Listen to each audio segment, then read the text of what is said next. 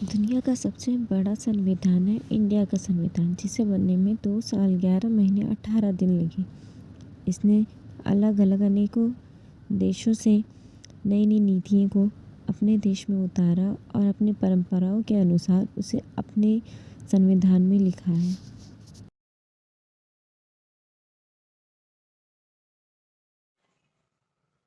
Hello everyone, welcome to my YouTube channel study for huge respect. आज मैं आप लोगों को कॉन्स्टिट्यूशन के बारे में पूरे अच्छे से एक्सप्लेन करने वाली हूँ कि कॉन्स्टिट्यूशन क्या है, क्या जरूरत है इसकी हमारे यहाँ, या कॉन्स्टिट्यूशन बनाया क्यों गया, इसके बारे में पूरा ब्रीफ डिस्क्रिप्शन करने वाली हूँ। तो हम सबसे पहले क्वेश्चन आता है कि क्या है कॉन्स्टिट्यूशन, व्हाट इज कॉन्स्टिट्यूशन। तो कॉन्स्टिट्यूशन मतलब होता है द बेसिक लॉ जो सबसे बेसिक लॉ होते हैं। बेसिक तो सबको हिंदी मीडियम इंग्लिश मीडियम सबको समझ में आता है। बेसिक लॉ कानून जो होते हैं बेसिक किसी भी कंट्री के या किसी भी ऑर्गेनाइजेशन के संस्था के, जो कंट्री को मेंटेन करने के लिए उनके अंदर कोऑर्डिनेशन बनाने के लिए बनाया गया है, ये है हमारा कॉन्स्टिट्यूशन। तो कॉन्स्टिट्यूशन सिर्फ लॉ और ऑर्डर को मेंटेन करने के लिए नहीं है, हर एक इंडिविजुअल के राइट्स के लिए भी है। सेक्युलरिज्म और राइट टू एजुकेशन, ये सारे हमारे कॉन्स्टिट्यूशन के अंदर ही होते हैं। जो हम आज सीधे सीधे खड़े हैं और आपको मैं पढ़ा रही हूँ, ये भी कॉन्स्टिट्यूशन का एक पार्ट है कि मुझे राइट टू स्पीच का लॉ मिला। राइट टू स्पीच के अंदर ये एक्सप्लेन हुआ है कि मेरे पास ये चीज का राइट है कि मैं कुछ भी बोल सकती हूँ, बट हर एक चीज के पास एब्सोल्यूट, हर लॉ जितना भी है सब एब्सोल्यूट लॉ। एब्सोल्यूट लॉ क्या होते हैं कि अगर मुझे कोई चीज लॉ मिला है तो मैं वो कर सकती हूँ, लेकिन विद इन अ लिमिटेशन। कुछ लिमिटेशन होती है ना, आप किसी से बोल सकते हो, कितना बोल सकते हो, उसमें लिमिटेशन होती है। आप डीजे बजा सकते हो, कब तक बजा सकते हो, जब तक किसी और को, किसी भी अगल बगल वालों को दिक्कत ना हो। अगल बगल वालों को दिक्कत हो, that mean you are violating. आप किसी को वायलेट कर रहे हो कि उसको दिक्कत हो रही है और आप यहाँ मुझे ले रहे हो। आप गाना भी उतना तेजी गा सकते हो जितना दूसरे वाले को, बगल वाले को प्रॉब्लम ना हो। तो ये सब हमारे कॉन्स्टिट्यूशन में बहुत अच्छे से, जैसे हम लोगों के लिए गीता पुराण है, हम लोगों के लिए धार्मिक किताब, उसी तरह से कॉन्स्टिट्यूशन है जिसमें किसी भी तरह के धर्म को ऊंचा या नीचा नहीं दिखाया गया, या किसी भी इंसान को नीच कहकर, या जैसे हम लोग अनटचेबिलिटी था कि जो नीचे जाते हैं लोग उन्हें टच ना किया जाए, इस तरह की बातें हमारे कॉन्स्टिट्यूशन में अच्छे से बताई गई। अब मैं आप लोगों को बताती हूँ कि ये जो लिखा हुआ है इसको पहले एक्सप्लेन करती हूँ, उसके बाद में आगे बढ़ती हूँ। तो जो बेसिक लॉ हमारे कंट्री की, जो ऑर्गेनाइजेशन होते हैं, उनको चलाने के लिए जो लॉज बनते हैं, वो हमारे कॉन्स्टिट्यूशन में पहले से ही बताए हुए हैं। इंपॉर्टेंस क्या है हमारी, क्यों हम लोग इन्हें पढ़ने की जरूरत क्या है। ये जो होता है ना, ये कलेक्शन ऑफ रूल्स होता है। इसमें कुछ सिद्धांत होते हैं, कुछ प्रिंसिपल होते हैं जो हमारी कंट्री को, स्टेट को गवर्न करने के लिए बनाया गया है। ओके गाइस, द रिपब्लिक ये हमारा है इम्पोर्टेंट। जो रिपब्लिक है, जो हमारा कॉन्स्टिट्यूशन, जो हम लोग आजादी क्या मनाते हैं हम लोग 26 जनवरी में, क्या है, और 15 अगस्त क्या है, इन दोनों में डिफरेंस क्या है। तो जो Republic, the republic is governed in the terms of the constitution of India, which was governed by the constituent assembly on 26 January 1941 and came into force on 26 Jan 1950। इसका मतलब कि जो हमारे, हम लोगों ने बहुत साल तक लगा, ईस्ट इंडिया कंपनी से हम लोगों ने बहुत लड़ाई किया, हमने ब्रिटिशों से बहुत ज्यादा हम लोगों की फाइट हुई है, पर हम लोग जीत नहीं पाते थे। फिर भी बहुत सारे जो फ्रीडम फाइटर्स आए, उन्होंने हम लोगों के लिए बहुत कुछ किया, जिसकी वजह से आज हम लोग फ्री हैं, किसी के यहाँ नौकर नहीं है। अंग्रेज हम लोगों की क्या हालत करते थे, ये आप लोगों ने मूवी वगैरह में अच्छे से देखा होगा। तो जो रिपब्लिक, जो हम लोग रिपब्लिक मनाते हैं, रिपब्लिक डे का मतलब होता है कि हम लोग रिपब्लिक हो गए, मतलब हम लोग उस दिन गणतंत्र हो गए थे 1949 26 जनवरी के दिन। और हम लोग का जो पूरा कॉन्स्टिट्यूशन अच्छी तरह से, मतलब एकदम अच्छे से फ्रीली, जैसे होता है 12 बजे हम लोग बर्थडे मनाते, पर अच्छे से कब मनाते, दिन में ही मनाते हैं। तो वैसे ही 15 अगस्त को, 15 अगस्त 1950, मतलब पूरे 1950, 26 जनवरी के बाद पूरा एक साल बीता 1949। उसके बाद में फिर आए 15 अगस्त, लगभग 1.5 साल। उसके बाद में 1.5 साल, उसके बाद में क्या हुआ, 15 अगस्त 1950 में हम लोग अच्छे से फ्री हो गए। उसी में हम लोगों का स्टेट भी, जो इंडिया है, वो डिवाइड हो गया दो पार्ट में, इंडिया एंड पाकिस्तान। ये भी मार्लिमेंटो एक्ट है। उसी के दौरान अंग्रेजों ने हम लोगों के लिए चाल बनाई थी कि हम लोग जा तो रहे, तुम लोगों ने हमें लड़के भगा तो दिया, लेकिन एक हीन भावना थी, मतलब एक हेट की भावना थी उन लोगों के अंदर कि हम लोग तो जा रहे हैं, अगर तुम लोग भी कभी खुश नहीं रहोगे। हम लोग अंग्रेजों से उतना नहीं झगड़ा करते जितना हम लोग जब एक थे। पाकिस्तान भी हम लोगों का ही पार्ट था। जब हम लोग अलग हो गए तो हम लोग एक दूसरे से ही लड़ रहे, पाकिस्तान हिंदुस्तान। कभी सुना है कि ब्रिटिशर्स से हम लोगों की लड़ाई हुई हो या रशियन से लड़ाई हुई? हम लोगों की इंडिया और पाकिस्तान की बहुत ह्यूज फाइट हुआ करती है। तो मालदीव एक्ट में ये था कि पहले उन्होंने असेंबली बनाई। उन लोगों का कहना था कि वो लोग पहले हम लोगों को अच्छे से भाप चुके थे कि हम लोग किस तरह के हैं, कि हम लोगों को जाति धर्म वाले तो थे ही हम लोग। तो जाति धर्म वाले में ये था कि हम लोग मुस्लिम में वो अच्छे से अपना फेस्टिवल मनाते थे, हिंदू अपना अच्छे से फेस्टिवल मनाते थे, लेकिन उन्होंने देखा एकता तो है, एकता के साथ इन लोगों के अंदर धर्म के लिए अनेकता है।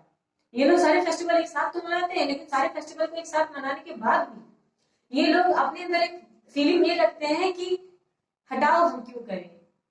तो ये जो जब भावना आ जाती है ना, तो इसका मतलब होता है कि आप थोड़ा उसको अपने से दूर रख रहे हो, आप सेपरेट समझ रहे हो। तो अंग्रेजों ने इसे बहुत अच्छे से भाप लिया था। अंग्रेजों ने जब इसे भापा तो उन्हें ये समझ में आ गया कि अगर हम लोग दो मीटिंग बैठा दें और इन्हीं लोग को डिवाइड कर दें, जैसा होता है घर में ही दो भाइयों में झगड़ा करवा दो और आप आराम से उनके घर की बातें जान सकते हो, आप उनके पैसे छीन सकते हो, जो करना चाहे कर सकते हो। जो बचपन में हम लोगों ने कहानी सुनी होगी, एक लकड़ी को तोड़ना आसान है पर ढेर सारी लकड़ियों को यूनिटी में लकड़ी को तोड़ना बहुत मुश्किल है। सेम इसी तरह था।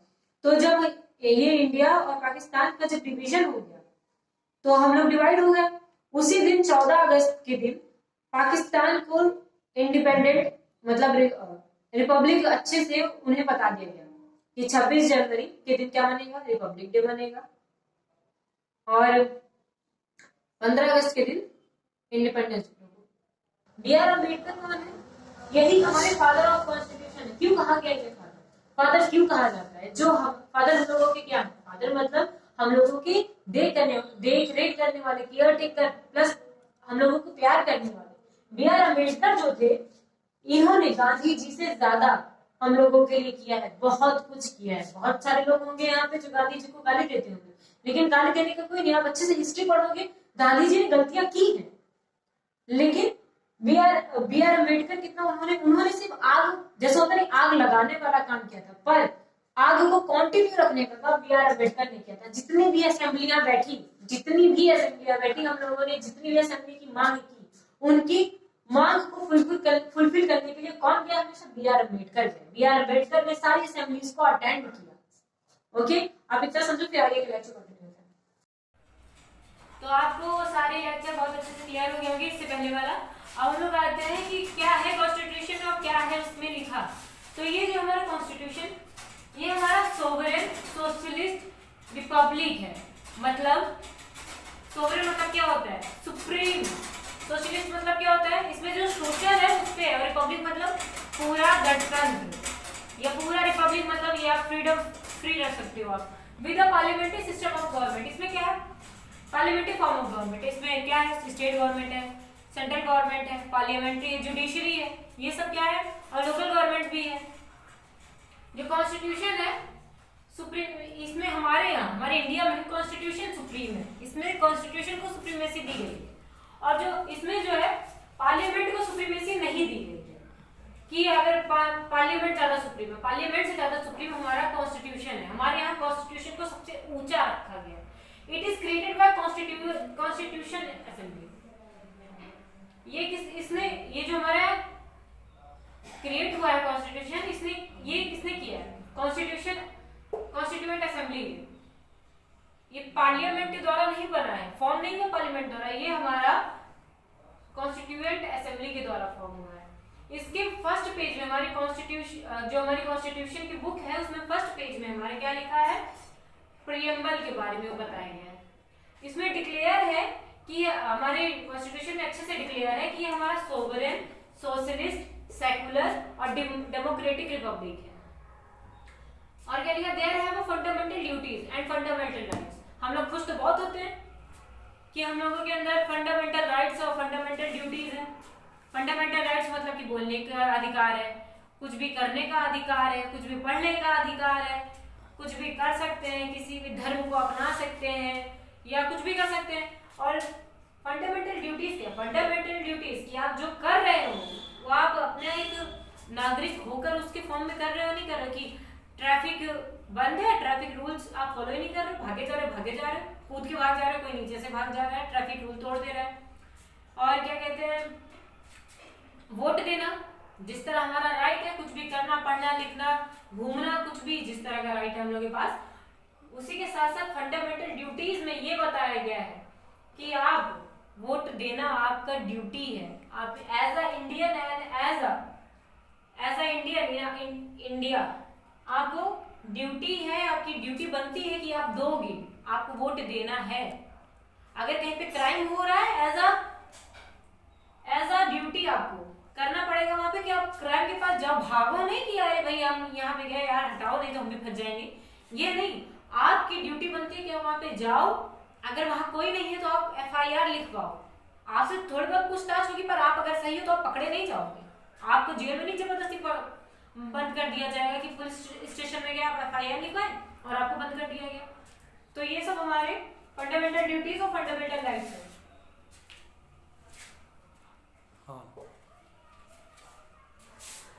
तो fundamental duties are dealt in the 42nd amendment act 1976। जो फंडामेंटल ड्यूटीज और फंडामेंटल राइट बहुत ही इंपॉर्टेंट है। आप लोगों को हर एक एग्जाम में आर्टिकल पूछा जाता है, कॉन्स्टिट्यूशन के बारे में पूछा जाता है, अमेंडमेंट एक्ट पूछा जाता है, फंडामेंटल राइट्स पूछी जाती है, फंडामेंटल ड्यूटीज पूछी जाती है। फंडामेंटल हमारे पास 10 ड्यूटीज है, मतलब 10 मौलिक अधिकार हमारे जो हम लोग को करना ही चाहिए। 10 fundamental rights, 10 fundamental duties, 6 fundamental rights. Constitution contain 395 articles, 25 parts and 12 schedule. ये क्या है, ये अभी जल्दी ऐड हुआ है, 25 पार्ट अभी जल्दी हुआ है, उससे पहले 22 पार्ट था और 8 शेड्यूल था। बट अभी रिसेंट में मतलब कुछ साल पहले ये हुआ है, 25 पार्ट हो गए इसके और 8 से बढ़कर 12 शेड्यूल हो गया। जो कॉन्स्टिट्यूशन होता है उसके अंदर 3 मेजर पार्ट है। क्या है, प्रीएम्बल है, 7 आर्टिकल उसमें बहुत इंपॉर्टेंट है, और दूसरा अमेंडमेंट। अमेंडमेंट मतलब उसमें जितने भी अमेंडमेंट एक्ट दिए हुए हैं। 42nd अमेंडमेंट एक्ट में ये बताया गया है राइट टू प्रॉपर्टी, मतलब जो होता है ना आप प्रॉपर्टी के लिए झगड़ा कर सकते हो, वो हमारी कॉन्स्टिट्यूशन से डिक्लाइन किया जा चुका है, वो हटाया जा चुका है। आप लोग इतना नोट करिए। तो अब इसके हम लोग कुछ की फीचर्स देखेंगे। की फीचर्स क्या है, जो कॉन्स्टिट्यूशन है वो जो क्लासिफाइड है, मतलब हमारा कॉन्स्टिट्यूशन किस पे लिखा है, रिजिड है या फ्लेक्सिबल। 2 तरह के कॉन्स्टिट्यूशन होते हैं। रिजिड मतलब उसको जल्दी बदला नहीं जा सकता, सबके कॉन्स्टिट्यूशन की तरह हमारा कॉन्स्टिट्यूशन नहीं बना है। और फ्लेक्सिबल भी मतलब इसमें चेंजेस हो सकते हैं लेकिन बहुत टाइम लगता है। और जो हमारा कॉन्स्टिट्यूशन कैसे बना है, मतलब ये दिमाग में तो आता है ना कि कॉन्स्टिट्यूशन कैसे बना। कॉन्स्टिट्यूशन बनाने के लिए हम लोगों ने बहुत चीजें से बोरो किया। सिंपल सी बात है, बच्चा भी बड़ों से ही सीखता है, उसी तरह हर एक कंट्री दूसरे कंट्री से ही सीखती है। हम लोगों ने भी USA से लिया, अमेरिका से लिया, रशिया से लिया और भी इंग्लैंड से लिया, हर जगह से लिया हम लोगों ने कॉन्स्टिट्यूशन बनाने के लिए, कॉन्स्टिट्यूशन के अंदर फीचर्स डालने के लिए कि किसी एक का फायदा, किसी एक का नुकसान, किसी एक की तारीफ, किसी एक की बुराई ना हो जाए, किसी एक धर्म का प्रचार हो रहा हो, किसी एक धर्म को नीचा दिखाया जा रहा हो, ऐसा कुछ ना हो। तो जो हमारा कॉन्स्टिट्यूशन है ये बहुत इंपॉर्टेंट, मैं आप लोगों को लाइव बताने जा रही हूँ। वो लेदर पर लिखा हुआ, मतलब लेदर या रिंड कह सकते हो। ये कॉन्स्टिट्यूशन हमारे ऐसे पेज पर लिखा हुआ है। ये इसको यूज करने की रीजन ये था कि जो कॉन्स्टिट्यूशन है उसको इसलिए इस पे बनाया गया जिससे जल्दी उसके जो पेजेस है खराब ना हो। आप लोग जानते हैं बहुत साल हो गया है हमारे कॉन्स्टिट्यूशन के बने हुए 72 अबव ईयर्स हो गए हैं। ये हमारा सेकुलर है। सेकुलर मतलब इसके अंदर बहुत सारे धर्म हैं, पर किसी एक धर्म को बहुत ज्यादा तारीफ नहीं दी जाती कि वाला धर्म को ऊपर रखो, और किसी एक स्कूल में धर्म के हिसाब से किताबें नहीं पढ़ाई जाती। सारे लोग इक्वल हैं, वहाँ राइट टू इक्वालिटी फॉलो होती है। राइट टू इक्वालिटी में जो हम लोग यूनिफॉर्म पहन के क्यों जाते हैं, जिससे पता ना चले कि कौन सा बच्चा हिंदू है, कौन सा बच्चा मुस्लिम है, इसीलिए यूनिफॉर्म लगाया जाता है। यूनिफॉर्म मतलब एक ही फॉर्म में सब लोग, यूनि मतलब एक, और जो यूनिफॉर्म हो गया। और जो हमारा राइट टू एजुकेशन है, ये भी कि ऐसा नहीं कि मुस्लिम हो तो पढ़ो नहीं, हिंदू हो तो अंदर रहो, या ऐसा कुछ नहीं है, सबको पढ़ना है, सबके लिए राइट है।